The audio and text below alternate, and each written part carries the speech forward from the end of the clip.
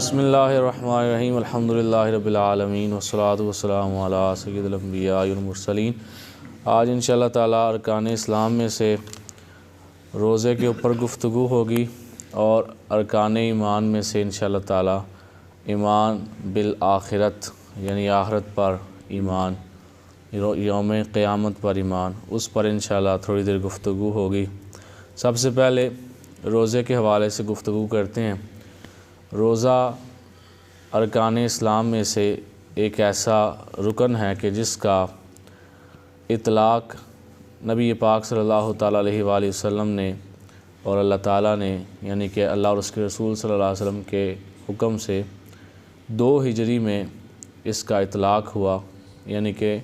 ہجرت کے دوسرے سال روزے جو ہیں وہ فرض ہوئے، اور اللہ تعالیٰ نے ارشاد فرمایا کہ یا ایھا الذین آمنوا کتب علیکم الصیام، اے ایمان والو میں نے تمہارے اوپر روزے فرض کیے ہیں۔ کیسے فرض کیے ہیں؟ کما کتب علی الذین من قبلکم، جیسے تم سے پہلے لوگوں پر فرض کیے تھے ایسے ہی تمہارے اوپر بھی فرض ہیں۔ یعنی یہ نہیں کہ چاہو تو رکھو چاہو تو نہ رکھو، یہ نہیں، تمہارے اوپر فرض ہیں۔ مقصد کیا ہے؟ لعلکم تتقون، تاکہ تم تقوی اختیار کرو۔ روزہ جو ہے اس کے حوالے سے قرآن پاک میں دیگر مختلف آیات ہیں، سورۃ البقرہ کے اندر بھی اور مختلف جگہوں پر، جہاں پہ اللہ تعالیٰ نے ارشاد فرمایا فمن کان منکم مریضا او علی سفر فعدۃ من ایام اخر۔ اس طرح مختلف احکام اللہ تعالیٰ نے روزے کے حوالے سے بتائے ہیں۔ یعنی اس کا، ان تعلیمات کا اگر ہم نچوڑ حاصل کرنا چاہیں تو مقصد یہ بنے گا کہ اللہ فرماتا ہے جو بیمار ہو اس کو بھی صرف رخصت ہے کہ وہ بعد میں رکھ لے، چھٹی اس کے لیے بھی نہیں ہے کہ وہ کہے کہ میں نے اب رکھنے ہی نہیں، مجھے معافی ہے، معافی نہیں ہے، بس رخصت ہے کہ بعد میں رکھ لے۔ فمن کان منکم مریضا او علی سفر، جو کوئی مریض ہو یا پھر سفر میں ہو تو وہ کیا کرے جی، وہ بعد میں رکھ لے، دوسرے دنوں میں رکھ لے، جب وہ صحت یاب ہو جائے گا تب رکھ لے، یا جب وہ سفر سے واپس آ جائے گا تو پھر رکھ لے۔ یہاں پر ہم اگر اپنے گریبان میں جھانکیں تو رمضان مبارک میں اگر مجھے اور آپ کو کراچی جانا پڑ گیا ہے، لاہور جانا پڑ گیا ہے، دور جانا پڑ گیا ہے، تو روزہ چھوڑتے وقت ہم کیا کہتے ہیں کہ سفر کرنا ہے ہوں چھڑ لینے ہیں، آپ پہ بعد رکھ لاں دیں، اور وہ والا بعد نہیں پھر آتا، پھر اگلا رمضان آ جاتا ہے۔ حالانکہ وہ روزے جب ہمیں سفر کی وجہ سے چھوڑنے پڑتے ہیں، یا کسی کو اتنی بیماری لگ جاتی ہے کہ بات ڈرپوں تک آ جاتی ہے، ڈاکٹر ڈرپ لگاتا ہے، زیادہ بیمار ہو جاتا ہے بندہ، پھر وہ روزے چھوڑتا ہے اور دل میں یہی نیت ہوتی ہے کہ میں بعد میں رکھوں گا، لیکن وہ بعد آنے تک پھر اگلا رمضان آ جاتا ہے، نہیں رکھتا۔ تو اس کے لحاظ سے میرے خیال میں سردی کے جو 3-4 مہینے ہوتے ہیں اس میں ہماری عادت ہونی چاہیے کہ ہم ہر مہینے کے کم سے کم کوئی 3 یا 4 دن، جو سردی ہے جس میں دن چھوٹے ہوتے ہیں، سردی ہوتی ہے، گزارا آسانی سے ہو جاتا ہے، تو کم از کم ہم ہر مہینے کے کوئی جو ہے وہ 3 روزے، سرکار علیہ الصلوۃ والسلام کی ویسے بھی سنت تھی روزے رکھنا، نفلی روزے بھی آقا علیہ الصلوۃ والسلام 13، 14، 15 کو رکھا کرتے تھے۔ تو نفلی تو وہ رکھتا ہے جس کے ذمے کوئی فرض نہیں ہوتا۔ ہم پتہ کیا کرتے ہیں، جب محرم آتا ہے تو 9-10 محرم کا روزہ رکھ لیتے ہیں، جب معراج شریف کا آتا ہے دن تو وہ رکھ لیتے ہیں، جب شب برات آتی ہے تو وہ رکھ لیتے ہیں۔ میں نہیں اس چیز کا قائل، میں کہتا ہوں اگر وہ دن بھی آئے تو روزہ رکھیں، لیکن دل میں یہ نیت کہ پچھلے رمضان میں جو کوئی میں نے روزہ چھوڑا تھا میں وہ رکھ رہا ہوں، کیونکہ نفلی تو نہیں نا فرض کی جگہ لے سکتا۔ آپ نفلی سارا سال روزے رکھیں، سارا سال آپ روزہ رکھیں، لیکن اگر آپ ایک روزہ رمضان میں آپ نے چھوڑا تھا، آپ نے اس کی نیت نہیں کی، تو وہ سارے نفلی روزے بھی اس ایک کی جگہ نہیں لے سکتے، اس کو رکھنا ہے، آپ نے علیحدہ رکھنا ہے۔ تو اس چیز کا ہم نے خیال کرنا ہے جب ہم محرم شریف کا روزہ رکھیں، شب برات کے موقع پر، یا ویسے کبھی کبھار ہم نفلی روزہ رکھیں، تو یہ دل میں نیت ہماری ہونی چاہیے کہ جو ہم نے پچھلے رمضان میں یا اس سے پچھلے رمضان جو ہم نے کسی وجہ سے، بیماری کی وجہ سے کوئی روزہ چھوڑا تھا تو وہ میں اس کو رکھ رہا ہوں۔ اس کی ترتیب پھر یہ ہوتی ہے کہ اگر تو 100% پتہ ہے کہ میں نے پچھلے رمضان میں 2 روزے چھوڑے تھے یا 3 چھوڑے تھے، پچھلے کا تو میرا خیال ہے ہر بندے کو یاد ہی ہوتا ہے، مجھے بھی یاد ہوگا، آپ کو ہی ہوگا کہ یہ جو رمضان گزرا ہے اس میں میں نے کوئی روزہ چھوڑا ہے کہ نہیں، لیکن 2-3 سال پہلے کا پھر نہیں بندے کو یاد رہتا۔ اس کے لیے پھر طریقہ یہ ہوتا ہے کہ آپ جب بھی کوئی روزہ رکھیں تو آپ کہیں کہ میرا جو سب سے پہلا روزہ رہ گیا تھا میں وہ رکھتا ہوں، ٹھیک ہے؟ یعنی سب سے پہلے سے مراد ہے کہ جب آپ بالغ ہوئے تھے، جب روزے فرض ہوئے تھے، اس وقت جو آپ کا سب سے پہلا روزہ رہ گیا آپ نے وہ رکھا ہے، وہ آپ نے رکھ لیا نا، اب وہ پہلا ختم ہو گیا، اس کی جگہ ایک نیا پہلا آ گیا۔ اگلی دفعہ جب آپ رکھیں گے تو وہ پہلا اگلا ہوگا، پھر آپ رکھیں گے پھر وہ نکل جائے گا بیچ میں سے، کیونکہ وہ رکھ لیا آپ نے، پھر وہ ختم ہو گیا۔ یوں مثال لے لیں، یہ کتابوں کا ڈھیر لگا ہوا ہے، تو سب سے اوپر والی کتاب جو ہے یہ پہلی ہے، وہ اٹھا کے میں نے کسی بندے کو دے دی، وہ چلا گیا محفل سے۔ اب جو پہلی کتاب ہے اوپر والی وہ اب بھی پہلی ہے، پھر وہ بھی میں نے کسی کو دی، وہ بھی اٹھ کے چلا گیا۔ اسی طریقے سے یا یہ ریلیں پڑی ہوئی ہیں، تو سب سے اوپر والی کیا ہے جی؟ پہلی۔ اب وہ اٹھا کے میں ادھر لے کے آ گیا، اب جو بندہ جائے گا وہ اس کو تیسری چوتھی نہیں بولے گا، وہ اس کو کیا بولے گا؟ پہلی۔ اسی طریقے سے ہمارے روزے اور ہماری نمازیں ہوتی ہیں ہمارے نامہ اعمال میں، جو ہم نے نہیں رکھے ہوتے، جو روزے اور جو نمازیں نہیں پڑھی ہوتی، تو یہ کہنا ہوتا ہے کہ جو میرا پہلا روزہ رہ گیا میں وہ رکھتا ہوں۔ ہمیشہ جتنی دفعہ رکھیں، آپ مہینے کے 3 روزے رکھتے ہیں نفلی، تو آپ ان تینوں کو اس نیت پہ رکھا کریں کہ میرا جو کوئی رہ گیا تھا میں وہ رکھ رہا ہوں، پھر وہ فرض جو رہ گیا تھا وہ اس کو ختم کر دے گا۔ جتنے سال میں آپ نے نفلی روزے رکھنے ہیں ان کو اسی نیت سے رکھا کریں، پھر اس سے کیا ہوتا ہے کہ ایک تو وہ فرض جو ہے وہ نکلتا جاتا ہے ذمے سے، اور دوسرا اس دن کی جو خاص برکت ہوتی ہے، مثال کے طور پہ آپ نے شب برات کا روزہ رکھا ہے، اللہ تعالیٰ اس دن کی برکت بھی ساتھ عطا فرما دیتا ہے۔ یعنی وہ سنت بھی ہو گئی کہ سرکار نے اس دن روزہ رکھا تھا تو آپ نے سنت بھی ادا کر لی، روزہ بھی ہو گیا، سنت بھی مل گئی، اور جو آپ کے ذمہ فرض تھا وہ بھی نکل گیا۔ اس لحاظ سے آپ نے جو ہے وہ نفلی روزے رکھنے ہوتے ہیں۔ تو یہ چیز میں نے خاص طور پر روزے کے حوالے سے آپ کے سامنے رکھی ہے کہ روزہ فرض ہے، اس میں چھٹی نہیں ہے، صرف اتنی اجازت ہے کہ فمن کان منکم مریضا او علی سفر، اور جو عورت جب حاملہ ہوتی ہے تو وہ جو روزے چھوڑتی ہے، اگر رمضان آ جاتا ہے تو وہ بھی اکثر اگر ہم اس کو بھی معاشرے میں چیک کریں تو وہ بعد میں کوئی نہیں رکھتی کہ بچہ پیدا ہو گیا تو اب میں رکھنے لگی ہوں جی، بچے کی اب 5-6 مہینے عمر ہو گئی ہے، اب میں پچھلے روزے رکھنے لگی ہوں، تو وہ کوئی نہیں رکھتی، ٹھیک ہے۔ اسی طریقے سے جب کسی کا بچہ چھوٹا سا ہوتا ہے 1-2 مہینے کا، تو وہ بھی عورتیں جو ہے وہ بعض اوقات روزہ اس وجہ سے نہیں رکھتی کہ بچہ بیمار ہو جائے گا اگر جو ہے وہ روزہ رکھوں گی۔ اب ہونا تو یہ چاہیے کہ اگر اس وجہ سے نہیں، اس وقت نہیں رکھے تو بعد میں پھر ان روزوں کو رکھا جائے، لیکن عورتیں بعد میں بھی وہ روزے نہیں رکھتیں۔ اس کے علاوہ ایام مخصوصہ ہوتے ہیں، اس میں تو جو روزے عورتیں چھوڑتی ہیں وہ ہمارا گمان ہے کہ وہ بعد میں رکھتی ہوں گی، کیونکہ وہ ہوتے ہی تھوڑے سے ہیں، 5-6 روزے ہوتے ہیں، تو وہ بعد میں رکھتی ہوں گی۔ لیکن ہم چونکہ اس وقت سارے مرد جو ہمارے ہم سب ایک گھر والے ہیں، ہمارا گھر ہے، تو اس چیز کو ہم نے خاص طور پر اپنے لیے بھی اور اپنے گھر والوں کے لیے بھی سننا ہے کہ جتنے روزے چھوڑے ہیں وہ ہم نے چھوڑے ہیں یا ہماری بیوی نے چھوڑے ہیں یا گھر والوں نے چھوڑے ہیں، وہ چاہے بچے کی وجہ سے، چاہے ایام مخصوصہ کی وجہ سے، چاہے سفر کی وجہ سے، چاہے بیماری کی وجہ سے، روزہ معاف نہیں ہے۔ مختصر سی بات ہے، روزہ معاف نہیں ہے۔ کس کو معاف ہے جی؟ اس بندے کو معاف ہے جو اتنا کمزور ہو گیا کہ اس کو کہا جاتا ہے کہ یہ شیخ فانی ہے، شیخ فانی، یہ مر جائے گا، یہ واپس نہیں صحت کی طرف آ سکتا، اب اس نے پیچھے نہیں پلٹنا۔ یعنی ایک ہوتا ہے بندہ بیمار ہوا ہے تو ٹھیک ہو جائے گا، واپس صحت میں آ جائے گا، ایک بندہ شیخ فانی ہو گیا، اب وہ ٹھیک ہو ہی نہیں سکتا، اس نے اب مرنا ہی ہے، اب اس کا پیچھے آنے کا چانس نہیں ہے، اس کی حالت بتاتی ہے کہ اب اس کی عمر کا تقاضا ہے، یہ اس کی بیماری اتنی سیریس ہے کہ یہ واپس نہیں آ سکتا، تو اس کو بھی معاف اس طریقے سے ہیں کہ اس کی جو اولاد ہے وہ پھر ان روزوں کا فدیہ دے گی، فدیہ دے کر پھر وہ روزے وہ بندہ نہ رکھے۔ باقی شیخ فانی کے سوا کوئی بندہ نہ تو جو ہے وہ روزے چھوڑ سکتا ہے کہ بس چھڑ دیتے ہیں، اور نہ ہی جو ہے وہ یہ کر سکتا ہے کہ جی خیر ہے 5 رکھ لیے 5 چھوڑ دیے۔ اور ہماری ابھی میں نے قیامت کے حوالے سے بھی بات کرنی ہے، بات لمبی ہو رہی ہے، یہ بھی ہماری بڑی غلط عادت ہے۔ یہ دادے اور دادیاں، ان کے پاس لائسنس ہوتا ہے روزہ چھڑوانے کا، صحیح بات ہے، پوترے نو ماسا جی کس چڑھی ہے نا، اوے پتر تو نہیں صبح روزہ رکھنا، تین تو بہار ہوئے ہے،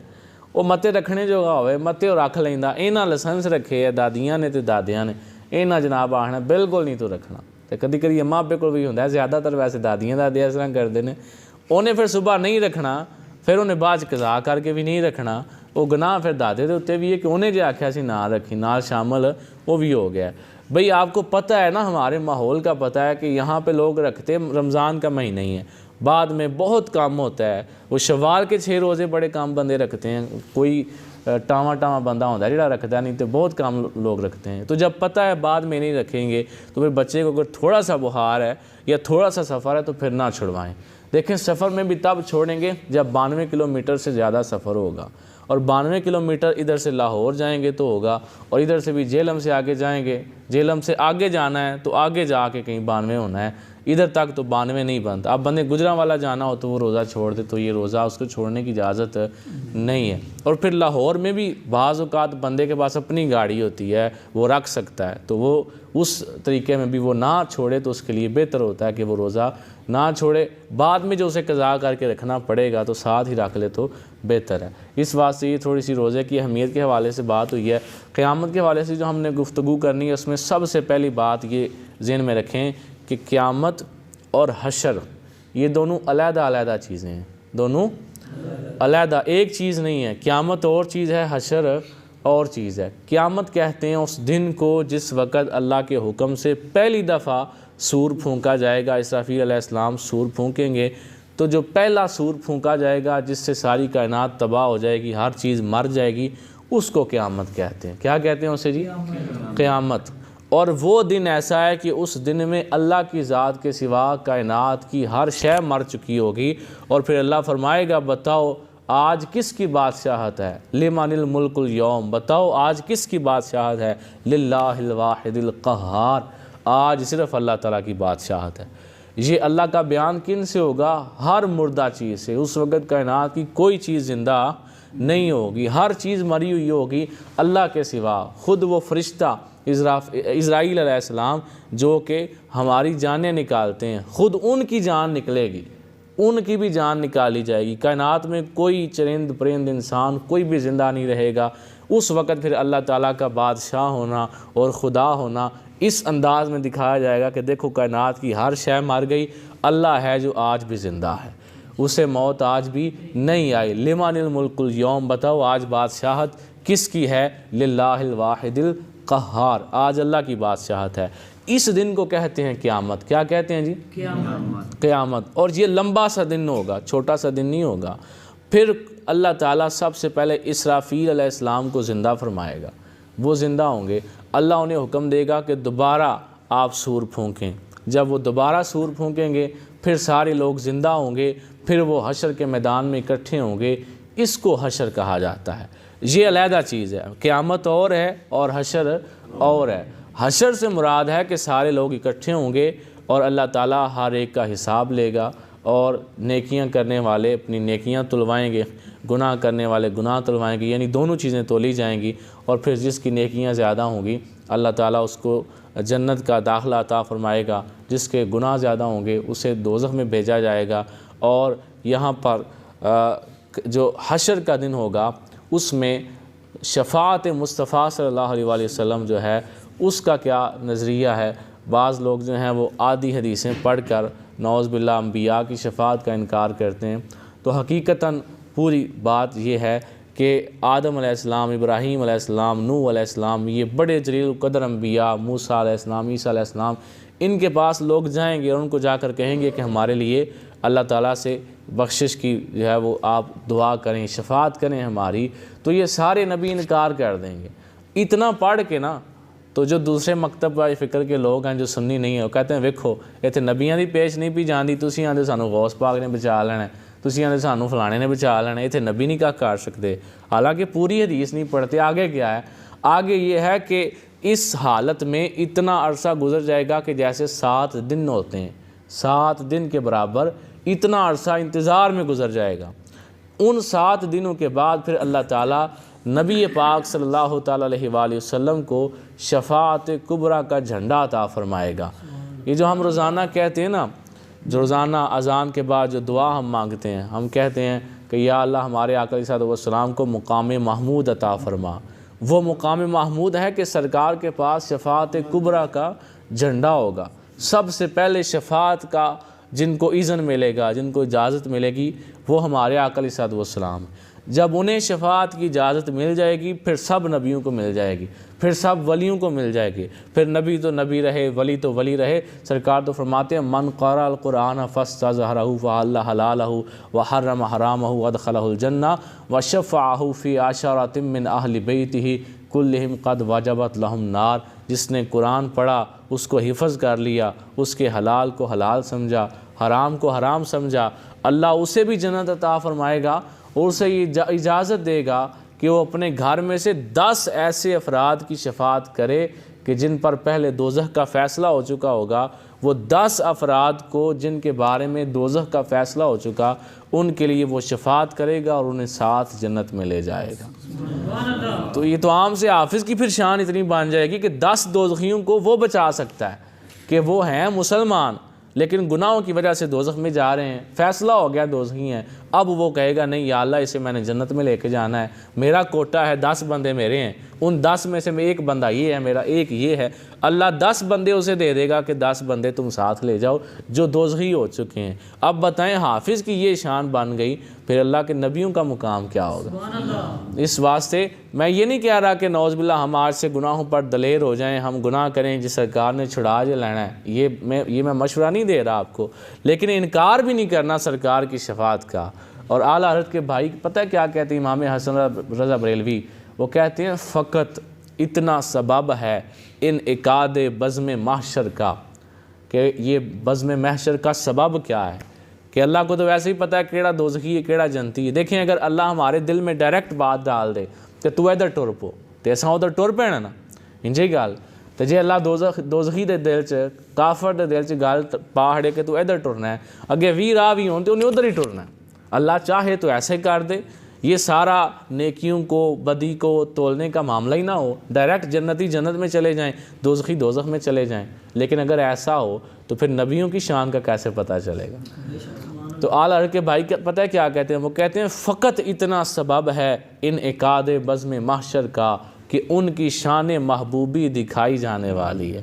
کہ ان کی شان کا پتہ چلے گا حشر کے میدان میں کہ دنیا میں کسی نے سرکار کو دیکھا کسی نے نہیں دیکھا، اور آدم علیہ السلام سے لے کے قیامت تک اتنا زمانہ ہے اور سرکار نے تو صرف 63 سال زندگی ظاہری گزاری، تو کتنے سے لوگوں نے دیکھا؟ تھوڑے سے لوگوں نے دیکھا۔ لیکن حشر کا میدان ہوگا اور اللہ تعالیٰ جس کرسی پر اپنے محبوب کو بٹھائے گا، جو شفاعت کا جھنڈا عطا فرمائے گا، اس وقت آدم علیہ السلام سے لے کر قیامت تک جتنی انسانیت ہوگی وہ ساری دیکھ لے گی کہ یہ وہ نبی علیہ السلام ہیں جن کے صدقے اللہ نے سارا جہان بنایا ہے۔ تو جب ان کے صدقے بنایا ہے تو پھر ان کے صدقے اللہ نے بخش بھی دینا ہے، لیکن جو کلمہ گو ہے جو مسلمان ہے بخشا وہی جا سکتا ہے۔ اللہ کا نبی بھی کسی کافر کے لیے دعا نہیں کر سکتا، یہ قرآن سے ثابت ہے۔ اللہ کسی کافر کے لیے نبی کو دعا کرنے کی اجازت نہیں دیتا۔ تو آج جو ہم نے قیامت کے حوالے سے باتیں پڑھی ہیں، قیامت کا موضوع بڑا طویل ہے، بہت لمبا ہے، اس پر یہ 5, 10, 15 منٹ کے اندر بات کرنا یہ تو ناممکن سی بات ہے۔